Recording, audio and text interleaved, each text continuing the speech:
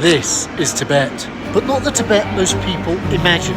When you picture this place, you might think of snow-capped mountains, prayer wheels, monks and temples. But right now, I'm inside a modern shopping mall, surrounded by McDonald's behind me, KFC over there, bubble tea shops, and even coffee chains.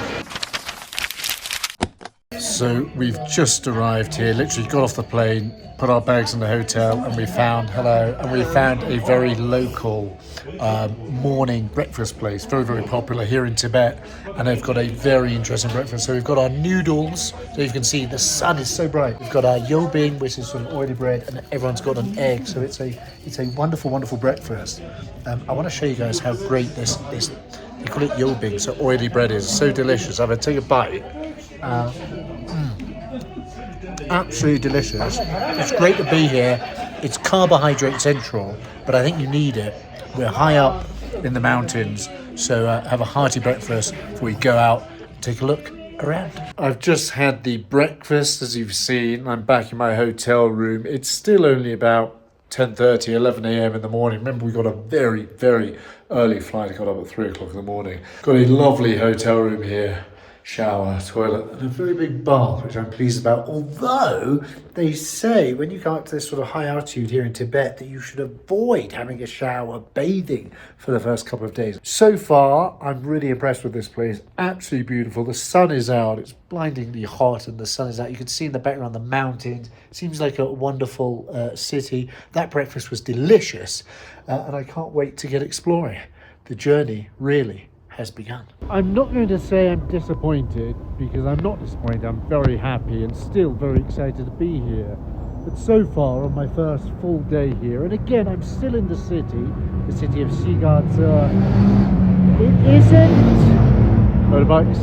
It isn't as exotic as perhaps I thought it was going to be. It isn't as Tibetan as I thought it was going to be. Of course, it is Tibet. We're in Tibet. There are Tibetan characters everywhere, but they're often above the Chinese characters, the Hanzi.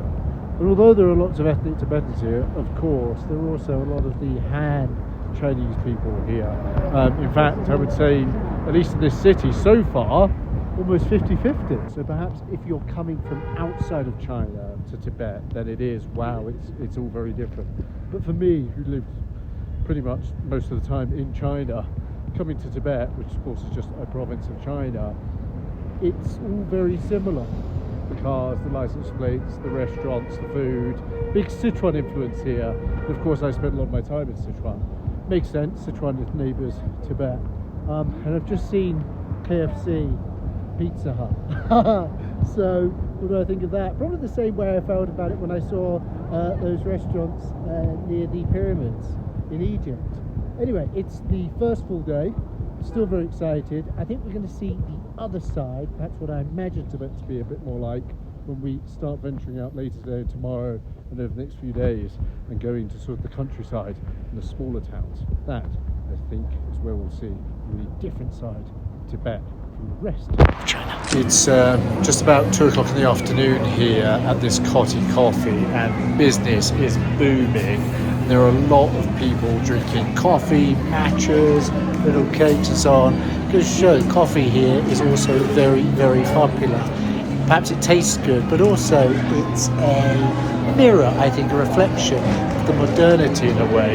Young people in China 20 years ago weren't drinking coffee. They weren't in Tibet either, I don't think. Tibet being a part of China, of course.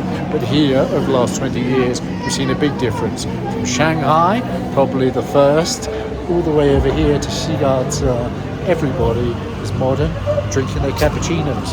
What have I ordered? Matcha. Yesterday I was filming at one of Tibet's oldest temples.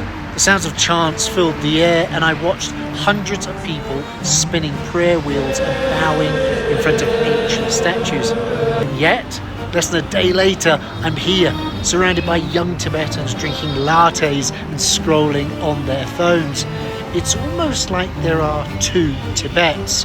One rooted in centuries of tradition, and another that's unmistakably modern. In the West, Tibet often gets romanticized, portrayed as a mystical, untouched land of spiritual purity. But that idea, while beautiful, also traps Tibetans in a box. It assumes they should live simply, that somehow they're more authentic if they stay poor or isolated. The truth is, Tibetans deserve modern lives too, with education, healthcare, cappuccinos, and yes, even McDonald's. And in doing so, they're still who they are. Hello. Hello. Hi. Hi. For example, that young man, Tibetan young man there, enjoying his life, having a tea and a coffee, having a cake. Why not? They're still who they are. They're still Tibetans, but they're enjoying modern life. These two girls sitting next to me are playing on their phones, as they should. Why not?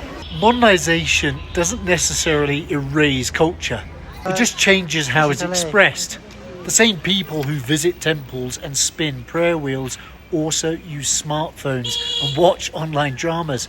They still believe, they still pray, but they also live in the 21st century. You can see behind me in this sort of back street that I've come to, you've got the mix of the very Tibetan style of doors and window framings, but also the sort of modern shops and of course a lot of modern cars. And I tell you what I've noticed today walking around this city, there are some very, very nice cars here. I've just happened to come across this Lexus and this BMW, and I've seen even more expensive cars around the city.